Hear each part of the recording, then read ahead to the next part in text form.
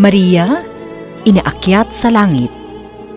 Sa ika-4 na misteryo ng luwalhati, ang pag-aakyat sa langit sa Birheng Maria, ating nakikita kung gaano kamahal ni Jesus ang kanyang ina. Ninais niyang makasama si Maria sa langit, kasama niya sa pagtulong at paggabay sa atin dito sa lupa.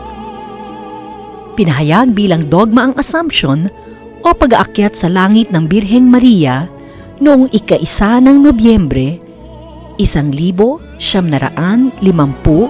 ni Papa Pio ika-12.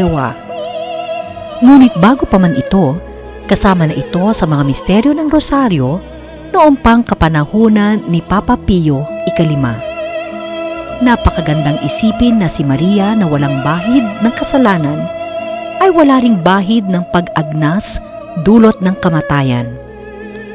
Ayon kay Juan Pablo II, namatay si Maria tulad ni Jesus. Ngunit tulad din ni Jesus, ay nabuhay naman muli, katawan at kaluluwa, at iniakyat sa langit. Ito ay ang pangako ng pagkabuhay na magmuli na ating pinananampalatayaan.